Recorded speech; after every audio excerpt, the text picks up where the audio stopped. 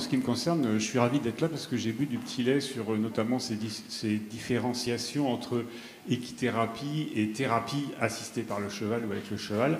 Et c'est exactement ce qui nous anime, nous, au Sympac depuis 2016. Alors, on est tout jeune, on a appris en marchant, on a aussi appris avec nos aînés, donc les coachs notamment, puisque l'équi-coaching, c'est d'abord pour nous, au Sympac, du coaching assisté par les chevaux. Du coaching avec la facilitation des chevaux. Je suis Stéphane Watine, donc je suis président du Sympac et je vais passer la parole à Cécile, qui est secrétaire. Donc bonjour, moi je suis Cécile Cardon, je suis secrétaire au Sympac depuis un peu plus d'1 an et demi et je suis aussi, et ça peut intéresser certains parmi vous, responsable de la coordination de la formation du DURAMA, diplôme universitaire de relations d'aide par la médiation animale. Moi, toutes ces questions de terminologie, elles m'intéressent particulièrement parce qu'effectivement, je suis un peu aussi à la frontière, étant avant tout coach, et dans ma pratique, j'associe le cheval, soit dans des programmes d'équi-coaching ou de médiation équine. Du coup, je garde le micro, toujours après. Donc au Sympac, nous, notre démarche, c'est celle qui cherche on va dans le sillage des métiers du coaching, avec une reconnaissance du métier de coach professionnel. C'est un petit syndicat qui est financé, qui est 100% financé par les adhésions de ses adhérents. Et notre force, en tout cas ce qui est fait et qui est en évolution permanente, c'est un référentiel de compétences qui a été créé et mis en place par des professionnels qui se reconnaissent dans une façon de pratiquer le métier, avec un code de déontologie et une éthique. Et ce qui reste à faire, c'est la reconnaissance RNCP. Et là, je passe la parole à un spécialiste. Merci. Oui, reconnaissance RNCP, en fait, c'est un grand mot, plutôt RSCH. C'est-à-dire, en fait, notre ambition, et c'est une des ambitions, mais c'est l'ambition majeure portée aujourd'hui, c'est de faire en sorte que ce qu'on appelle l'équi-coaching, mais qu'on peut peut-être appeler, moi je prends plein d'idées aujourd'hui, en France, ça s'est appelé équi-coaching comme ça, parce que voilà, on a appelé équithérapie en marchant. Je prends plein d'idées, ça peut peut-être s'appeler coaching assisté par les chevaux, parce que notre vision, c'est que l'équi-coaching soit reconnu comme une spécialité du coaching professionnel. Le coaching professionnel, il existe en France, officiellement reconnu par France Compétences depuis 2017. Donc aujourd'hui, le diplôme de coach professionnel, c'est un diplôme RNCP. On n'a pas cette ambition-là, on a l'ambition d'inscrire au RSCH, qui est l'inventaire supplémentaire, cette spécialité du coaching, tout simplement. Alors aujourd'hui, nos adhérents sont donc on a 56 adhérents. On estime il y a plus que 200 professionnels, plus que 200 praticiens en France qui se disent équi-coach. On en regroupe une cinquantaine. Parmi ces 50, 33 sont passés à travers un processus d'accréditation interne que le Sympac a co-construit en allant, autour de 2 compétences, bien sûr, hein, la fameuse double compétence. Et j'ai beaucoup aimé, Nicolas, ce que vous avez dit sur la troisième, hein, cette zone verte, ou jaune et verte, hein, cette frontière. Nous, on insiste beaucoup, bien sûr. Il y a des gens, il y a des écoles, il y a des gens qui forment à ces 2 compétences. Hein. Il y a des écoles sur la filière équine et il y a des écoles de coaching. Donc nous, on va aller au Sympac insister sur l'association de ces 2 compétences et comment elles sont associées. Est-ce que c'est bien du coaching? Est-ce qu'on répond bien à la demande d'un client dans un cadre qui est le cadre du coaching et avec des modalités qui sont des modalités reconnues par le coaching? Très bien, je vous remercie. Alors, j'ai essayé de faire très bref. Pour ceux que ça intéresse, je vous invite à visiter le site du Sympac. Vous y trouverez ce document sur les compétences. Et il est en perpétuelle évolution. Donc celui que vous voyez aujourd'hui, dans 1 an, il aura encore évolué. Donc on a vu différents regards finalement qui sont portés sur ce besoin de professionnalisation à travers les risques juridiques où j'ai joué mon rôle ingrat couper la parole, mais où il y aura l'occasion d'y revenir, à travers la construction finalement d'une identité professionnelle, mais face à des activités très diversifiées, et en dernier lieu par rapport à cette question de reconnaissance d'un métier et de détermination d'un socle de compétences inévitable, incontournable. Peut-être ce que j'ai envie de demander comme première question, c'est si vous avez imaginé déjà des pistes pour aller plus loin par rapport à ces différents regards. Il y en a quelques-unes qui ont déjà été évoquées dans vos paroles, mais est-ce que vous pouvez en expliquer une ou deux avant d'ouvrir le débat avec la salle ? Alors je pense que du coup la question s'adresse un peu à moi parce qu'évidemment on a un petit peu préparé ce dont on devait discuter. Vous trouverez d'ailleurs pas ces éléments dans les actes. Mais effectivement, il y a, je pense, un des enjeux importants aujourd'hui va concerner le caractère scientifique ou non scientifique des actions en médiation équine. Les pouvoirs publics sont très en demande de ça. J'entendais par rapport au ministère, tout à l'heure on nous posait des questions, on pense qu'on a un peu ce sentiment qu'il n'y a pas grand-chose de fait ou peu de reconnaissance. Mais en fait, dès aujourd'hui, les ARS reconnaissent, je crois, une vingtaine d'affections pour lesquelles la médiation équine fait partie des recommandations, l'équithérapie ou l'hypothérapie pour certaines. Et de fait, quand on peut produire des études, démontrer que les activités ont un effet objectif, qu'on peut reproduire des modèles de pratique pour obtenir des effets similaires, ça fonctionne et de fait on obtient beaucoup plus facilement de l'attention et de la reconnaissance, même si on a encore une fois assez fréquemment le sentiment ou l'intuition qu'il y a peu de travaux qui sont menés, mais en fait non, il y en a vraiment beaucoup et depuis assez longtemps. Et ces approches du coup, qui sont plutôt soutenues par l'evidence-based medicine, du coup, la démarche fondée sur les preuves, elle va regrouper de plus en plus, je pense, des praticiens qui vont agir pour la reconnaissance et pour pouvoir faire ces démarches du coup, auprès du RNCP, de France Compétences, du répertoire spécifique, des ARS, des MDPH.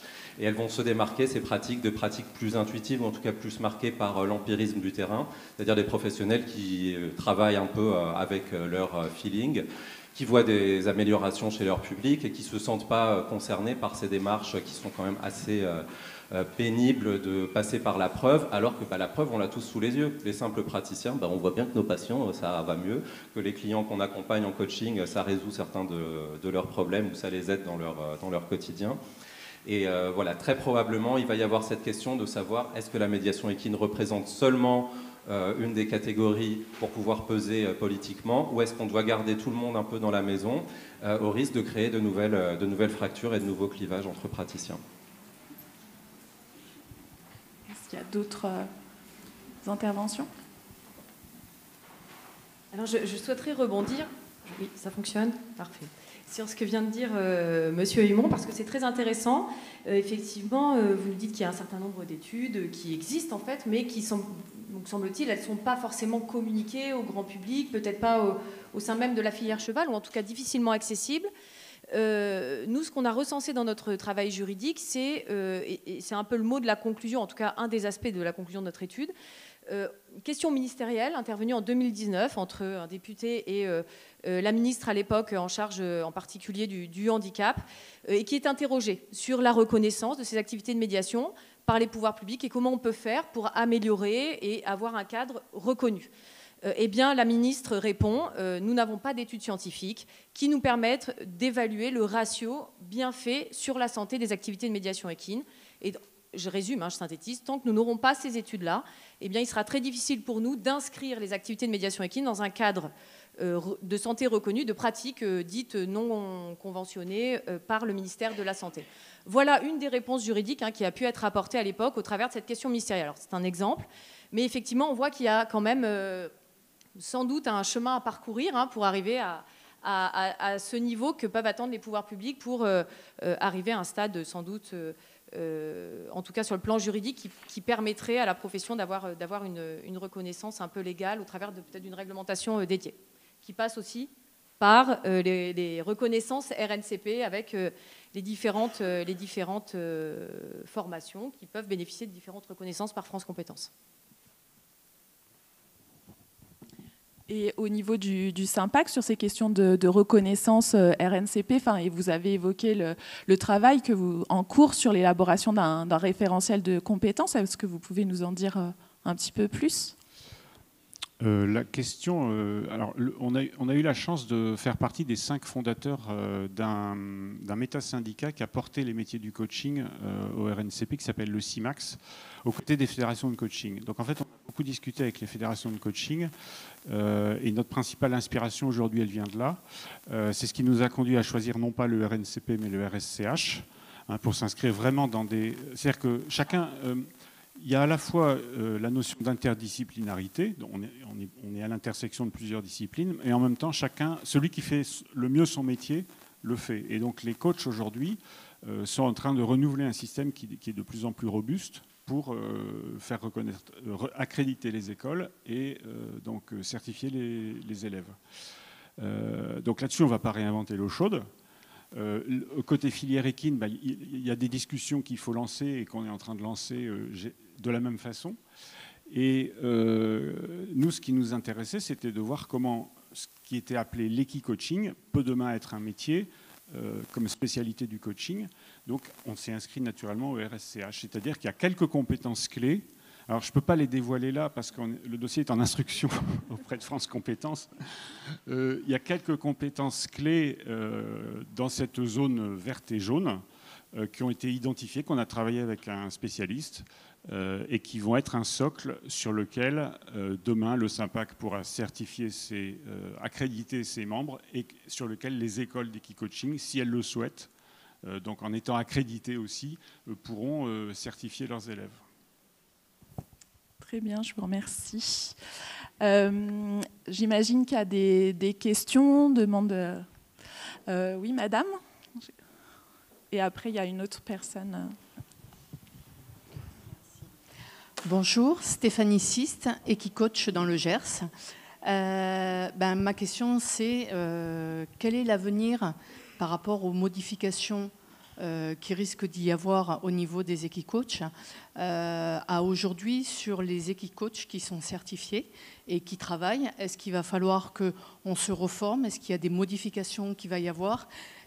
Quelles vont être ces modifications-là? Est-ce qu'il va falloir qu'on retravaille sur une certification? Et quel va en être, je dirais, le calendrier à aujourd'hui pour pouvoir être pris en considération et continuer à pouvoir travailler en tant que tel. Merci beaucoup pour cette question et bienvenue parce que justement la démarche du SYMPAC, elle a été de rester inclusif en permanence. Par exemple, les fédérations de coaching aujourd'hui, elles ont des systèmes d'accréditation pour leurs membres et les écoles de coaching donnent un diplôme à leurs membres. Donc nous, ce qu'on s'est dit, c'est que l'équi-coaching ayant aussi démarré avec beaucoup d'autodidactes, dont je fais partie, je me suis formé après en fait, parce qu'il n'y avait rien au début, l'équi-coaching ayant démarré beaucoup avec des autodidactes, on a maintenu cette double approche pour inclure, c'est de dire que le SYMPAC va conserver une accréditation SYMPAC avec un dossier.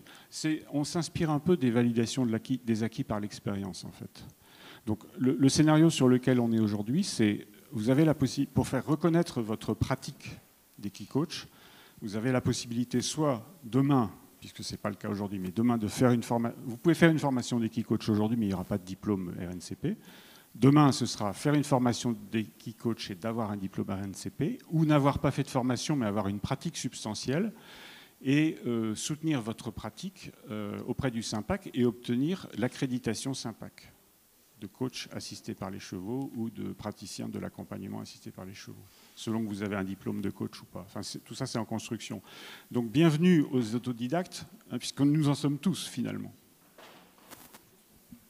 Juste si je peux me permettre d'ajouter quelque chose, dans les process d'accréditation des métiers du coaching, l'idée c'est de monter en compétences. Et donc quand on sort d'une école de coaching par exemple, on est considéré comme bébé coach et on évolue dans sa pratique en fonction des clients qu'on est amené à accompagner. Et le processus d'accréditation, pour être passé par ce processus au sein du SYMPAC, c'est la même chose. C'est quelque part d'aller défendre sa pratique auprès de nos pairs qui ont déjà qui sont un peu plus capés dans le métier et qui ont un retour type analyse de la pratique ou supervision sur ce qu'on peut faire. C'est vraiment la démarche de l'accréditation. Et pour moi, c'est comme ça qu'un professionnel de la relation d'aide, quel qu'il soit, évolue, même au sein de la médiation équine, à mon avis. Et je dirais même qu'au sein de la commission certification du SYMPAC, qui est en perpétuelle aussi évolution sur son référentiel, il y a un certain nombre de personnes comme vous qui n'ont pas de diplôme de coach ou qui n'ont pas de diplôme d'Equicoach et qui n'auront pas de diplôme RNCP. Est-ce que l'un de vous veut réagir par rapport à ces... Il y avait une autre question, voilà, ici.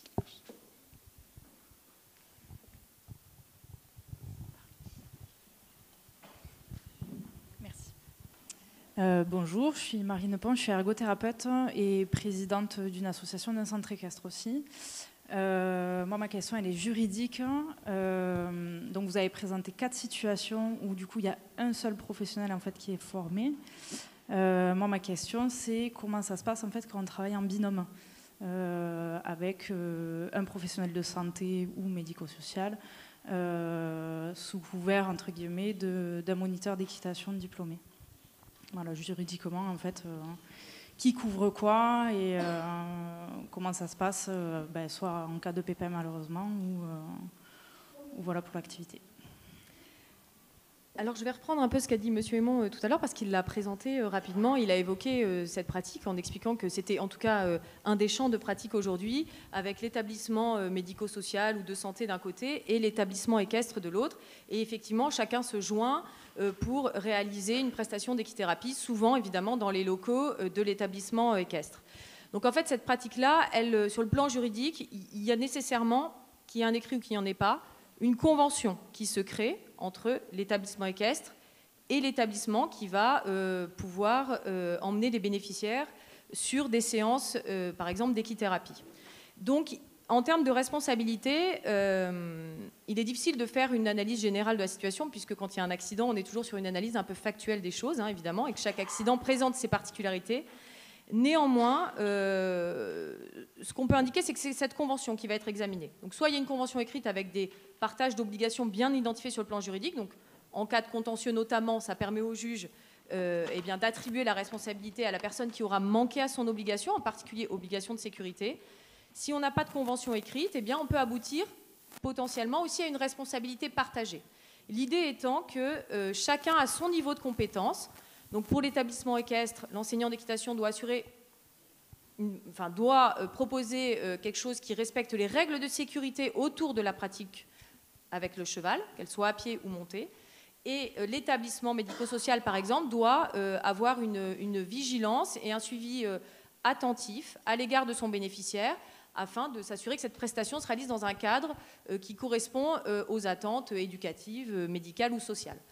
Et donc, s'il y a un manquement de part et d'autre, et ça peut être un manquement double, on aboutit à l'une ou l'autre des responsabilités ou éventuellement une responsabilité partagée. On a déjà eu le cas dans une jurisprudence qui a une décision de la Cour d'appel de Paris de mémoire qui a sanctionné de façon équivalente, donc une responsabilité 50-50, suite à un accident très grave d'un bénéficiaire qui venait pour suivre une séance d'équithérapie en l'occurrence, le centre équestre d'un côté et l'établissement, je crois que c'était un CAT, un centre d'aide par le travail, de l'autre côté, puisqu'il y avait un éducateur qui était présent, qui était l'éducateur qui suivait en particulier cette personne dans son parcours éducatif.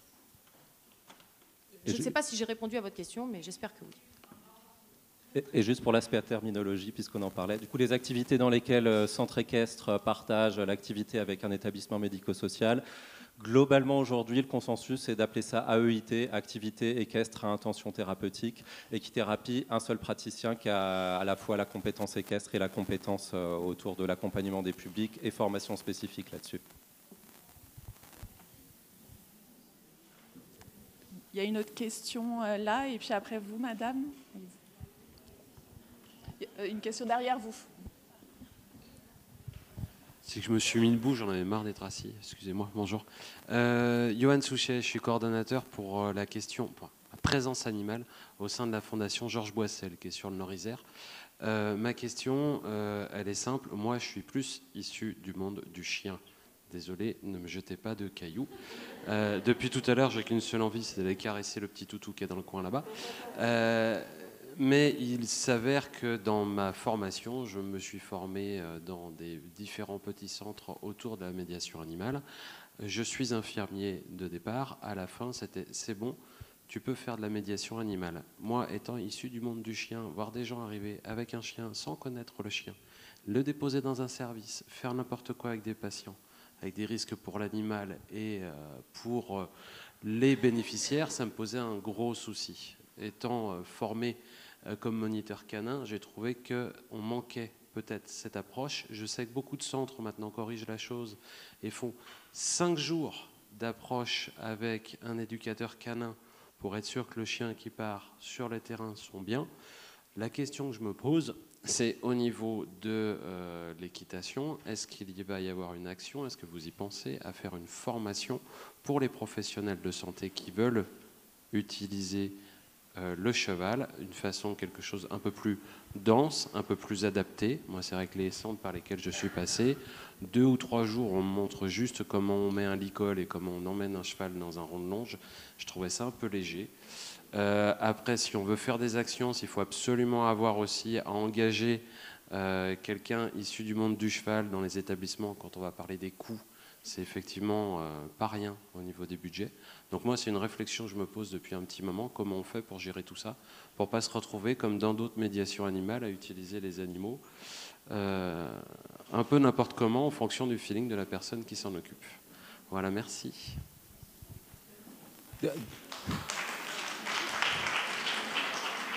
Déjà, je pense que par rapport aux chevaux, vis-à-vis d'autres animaux ou d'autres médias, il y a une question pratique, hein, c'est-à-dire que trouver un cheval, c'est pas comme trouver un chien ou du théâtre ou un instrument de musique, il n'y en a pas partout.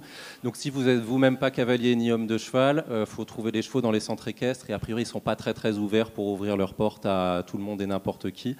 Voilà. Ensuite, il y a la question de conditions d'accès du coup prérequis, en particulier pour les formations, du coup des formations spécifiques à la médiation équine et le fait d'avoir un parcours équestre. Alors, quel niveau faut-il avant de faire ces formations?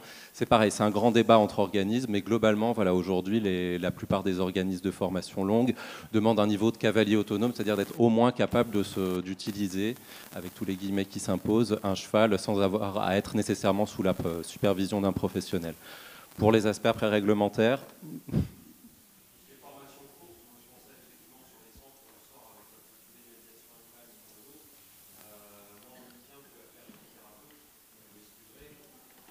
c'est exactement ce dont je parlais par rapport au risque de nivellement par le bas. À partir du moment où on parle de médiation équine sans s'intéresser aux spécificités intraprofessionnelles, il y a ce risque d'assimilation, de globalisation et ça a plutôt tendance justement à tirer les choses vers le bas en reniant un peu les niveaux de compétences nécessaires pour réaliser spécifiquement, encore une fois, ces activités. Sur les aspects réglementaires, je ne sais pas si vous souhaitez qu'on complète un petit peu la réponse, mais la difficulté, c'est qu'effectivement aujourd'hui, en tout cas pour ce qui est de la pratique équestre ou de la pratique autour des chevaux, on n'a pas, j'ai envie de dire, 12 000 diplômes qui reconnaissent cette compétence de sécurité autour des chevaux.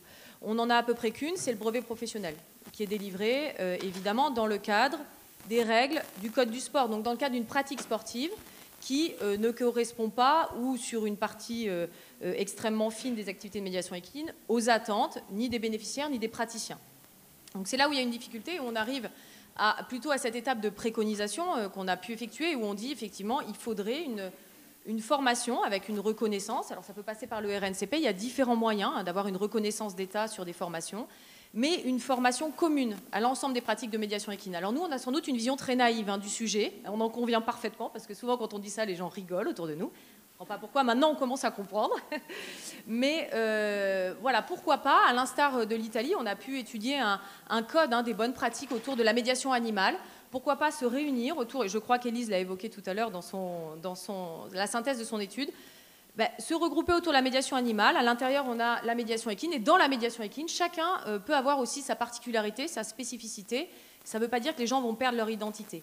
Mais à un moment donné, vous savez que le nombre fait la force, et que pour se faire entendre, être représenté en particulier auprès des pouvoirs publics et obtenir sans doute ce type de formation avec une vraie reconnaissance des pouvoirs publics, peut-être qu'il va falloir en passer par là. Le travail est en route, mais je pense que sur le plan politique, institutionnel, à l'intérieur de la médiation équine, il y a encore beaucoup d'efforts et de travail à effectuer.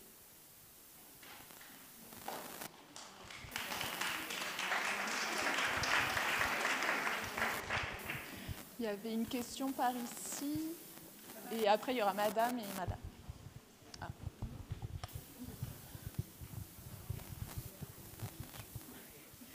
Rebonjour. Je me pose la question, qu'est-ce qui fait frein, justement, sur le plan politique, pour porter toutes ces recherches scientifiques,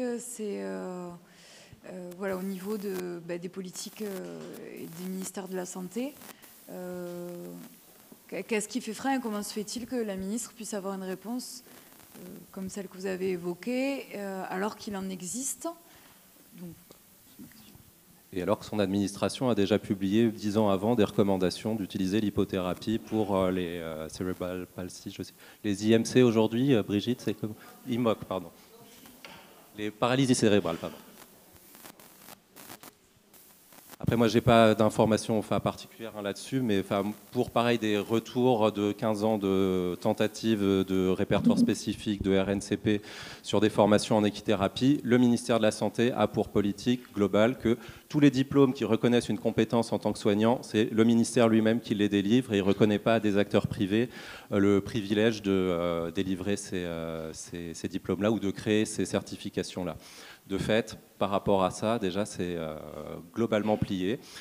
Pour ce qui concerne le coaching, vous n'êtes pas dans le champ de la thérapie. Du coup, très probablement, il y a des opportunités à travers ça, comme ça a été le cas pour les équiciens, du coup, sur un champ plus de l'accompagnement éducatif ou social, où ça a pu fonctionner pendant un certain temps.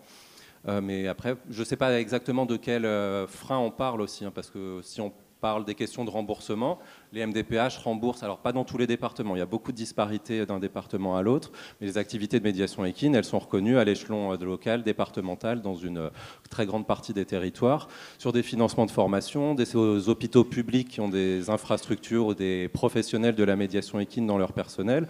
Il y en a, donc la question de l'officialité, elle a plusieurs niveaux et plusieurs échelons, outre la question réglementaire où voilà, on aimerait bien avoir une case rien que pour nous. Mais finalement, est-ce que c'est si gênant que ça de ne pas avoir une case rien que pour nous? Il y a des risques juridiques, effectivement, mais ça ne nous empêche pas de travailler depuis bien longtemps. Alors, il y a juste une information importante à connaître, c'est que la Haute Autorité de Santé reconnaît la prise en charge non médicamenteuse de la médiation animale, donc ce qui englobe la médiation équine, mais aussi la médiation canine, comme l'a dit M. Souchet. Mais voilà. Et puis concernant le coaching donc appliqué à l'environnement professionnel, en fait, j'ai envie de vous partager un de mes rêves, ce serait de trouver un sponsor parmi les clients des Equicoach en France. Il y a eu des études, en fait, il y a eu des études aux États-Unis, il y en a quelques-unes en Allemagne qui ont pratiqué la médiation équine, enfin le coaching assisté par les chevaux en entreprise avant la France. Donc il y a eu des études sur des grands nombres de professionnels bénéficiaires de l'Equicoaching aux États-Unis. Des confrères et des consoeurs qui ont publié et qui ont partagé. Moi, mon rêve, ce serait qu'on puisse faire ça en France avec quelques entreprises qui acceptent de témoigner, d'être sponsors de ça. C'est en train de changer, mais le principal frein qu'on rencontre, puisque vous parliez de frein dans votre question, c'est qu'aujourd'hui, nous avons des alliances dans les entreprises, responsables formation, des RH, qui sont convaincus de la valeur ajoutée qu'apporte l'Equicoaching. La difficulté, elle est encore un tout petit peu d'ordre psychologique sur « ouais, mais quand même, ça ne fait pas sérieux quand on dit qu'on est allé faire une formation au leadership avec des chevaux pendant 5 jours. » Ça, c'est le cadre de référence du client. Donc, il y a encore cette petite réticence derrière. Donc, aujourd'hui, ça évolue tout doucement. Donc, moi, je suis confiant que dans quelques années, on va voir, et il y a des grands noms de l'industrie ou des grandes entreprises qui ont dit ouvertement qu'elles faisaient. On n'est pas encore à l'étude. Il y avait une question ici.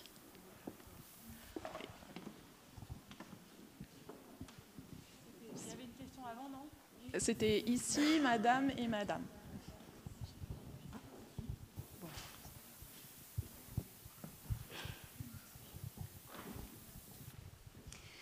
Alors, Tabata Tiorizzoni, moi je suis psychologue du travail et ergonome de formation et en fin de doctorat, donc j'espère faire un petit peu de recherche dans les médiations. et notamment du coup là-dedans, sauf que le problème, c'est que je cherche des fonds de financement. D'où la question, c'est bien de pouvoir faire des recherches pour montrer les résultats auprès des pouvoirs publics, mais il faut avant être financé. De rechercher un sponsor. Donc si quelqu'un connaît des financeurs, donc, très bien. Ça m'intéresse. On n'est plus... Voilà, donc allons-y, oui, bien sûr. Je pense que pour les financements recherche, il y a des gens, je pense reconnaître la silhouette de Marianne, qui à mon avis doit avoir une réponse sur la question financement recherche. Alors non, j'ai pas de... C'était bien toi déjà, je ne vois pas du tout passer en contre-jour. Donc Marianne Vidamant, ex-ingénieure de développement sur la médiation animale de l'IFCE, puisque maintenant je suis en retraite. Enfin, c'était plus le sujet du débat, mais je ne peux pas laisser dire qu'il n'y a pas de littérature scientifique sur la médiation animale. C'est la ministre qui ne connaît pas sa biblio. Peut-être qu'il y a 4 ans, il y en avait beaucoup moins. Au niveau international, ça bouillonne de partout. Donc on ne peut pas dire qu'il n'y en a pas, même si nous, en France, on en produit peu. Il y en a ailleurs. Voilà. C'était tout. Et pour les financements recherche, je n'ai pas de piste. On sait que c'est difficile, et puis c'est pas mon rayon, puisque moi j'étais dans la partie animale. Mais par contre, il y a... Moi, je veux bien répondre sur les financements, Marianne. C'est Sandy. Oui, mais il y a aussi une dame qui est en université psycho, qui est là, et qui peut, par rapport au diplôme, enfin, à la recherche en psychologie, vous dire ce qui se passe. Oui, je réponds juste sur les financements. Donc, Sandy Jarrier, je suis la directrice du pôle DIR, donc le pôle développement, innovation, recherche, qui porte les activités d'institut technique de l'IFCE. Et à travers son conseil scientifique, l'IFCE finance chaque année environ 1 million d'euros de projets de recherche et a une thématique dédiée à la médiation équine. Donc, chaque année, le conseil scientifique de l'IFCE finance des projets de recherche en lien avec la médiation et ou en lien avec les sciences humaines et sociales. Donc, il y a des projets qui sont financés chaque année et des appels à projets annuels auxquels il ne faut pas hésiter à répondre. Et on peut par ailleurs vous mettre en contact avec d'autres équipes qui travaillent déjà ou avec, sur d'autres thématiques éventuellement pour avoir des projets interdisciplinaires. C'est tout à fait possible. Oui, bonjour, Nathalie Bailly, donc professeure d'université à l'Université de Tours. Donc moi, je suis spécialisée dans la recherche en gérontologie et donc j'encadre justement une étudiante qui va faire des recherches scientifiques sur l'équithérapie auprès des malades d'Alzheimer. On l'entendra cet après-midi. Et c'est vrai, enfin, moi je vous rejoins, il y a une grande difficulté pour aussi trouver des fonds pour financer ces projets de recherche.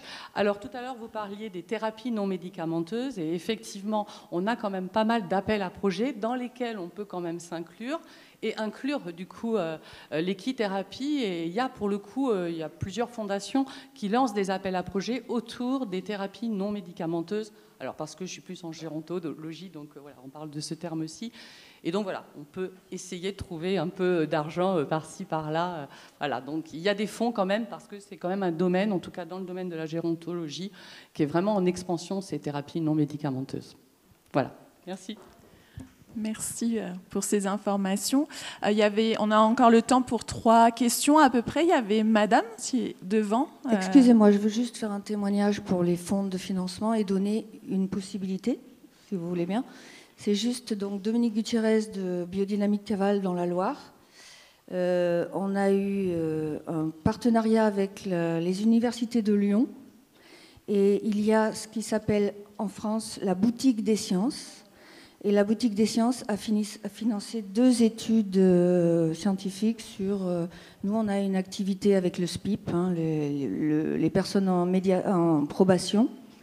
Et donc, il y a eu 2 études scientifiques qui ont été financées par la boutique des sciences au niveau de l'Université de Lyon. Donc, il y a 2 boutiques des sciences en France. Il faut s'adresser à eux. Et il y a des appels à projets aussi là-dessus. Merci. Donc, il y avait madame, ensuite madame, et on aura peut-être le temps pour une dernière question. Bonjour, donc je m'appelle Christine Abadi, je suis directrice et fondatrice d'un lieu de vie qui s'appelle Équité en Charente-Maritime, équicienne de formation. Ma question est en réaction à des interventions de M. Raymond et puis en réaction, Mme Bobin, à votre commentaire qui qualifié de naïve votre questionnement sur la médiation équine. Moi, j'ai une question qui s'adresse un peu à l'IFC, aux syndicats, enfin à tout le monde qui représente la médiation équine ici. Moi, je comprends que la médiation équine, c'est un moyen qui est à la disposition de différents professionnels pour faire leur métier différemment. Aux thérapeutes de faire de l'équithérapie, aux coachs de faire de l'équicoaching, aux professionnels du médico-social et de la relation d'aide de faire de l'équicie, aux sportifs et aux moniteurs d'équitation de faire leur métier avec une dimension de la relation animale qui est différente de celle de la technique de l'équitation. Et du coup, je crains, enfin en tout cas j'ai craint par rapport aux interventions de M. Aymon, que la médiation équine serait légèrement aspirée par les professionnels du médical et de la santé. J'ai certainement mal compris. Oui. Mais donc mon questionnement, c'est si on peut considérer que la médiation équine, c'est-à-dire la relation avec le cheval, est un moyen à la disposition des professionnels pour faire leur métier différemment que ceux qui ne l'utilisent pas, qui ici peut porter la médiation équine, que ce soit l'IFC, des syndicats dont j'apprécie énormément la vision et le champ d'intervention. Donc ma question, c'est est-ce qu'on peut échanger sur la vision de l'IFC, par exemple, ou la vision d'autres professionnels sur la médiation équine?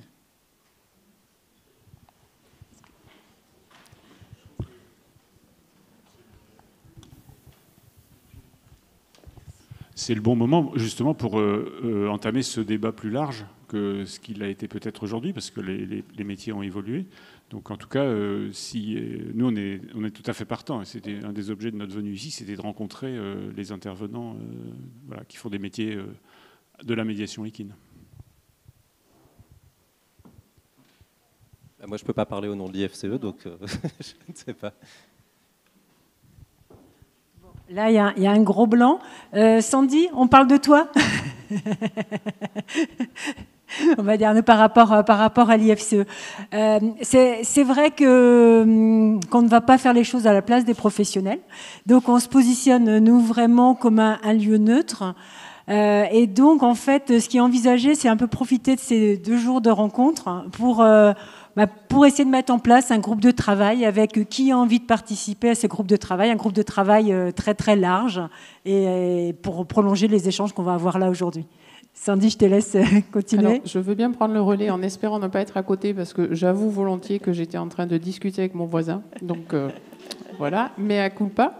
Par contre, à travers la réponse de Patrice, ce que je peux dire, c'est qu'effectivement, l'objectif de l'IFCE, c'est de faciliter les synergies entre les acteurs. Alors déjà, de les identifier, les faciliter, pas de faire la politique d'une filière à la place des professionnels.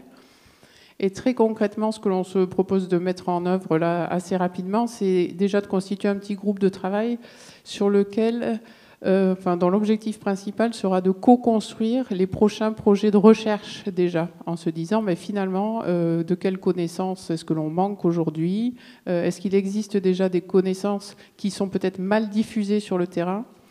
Et donc on se propose de constituer ce petit groupe, de l'animer.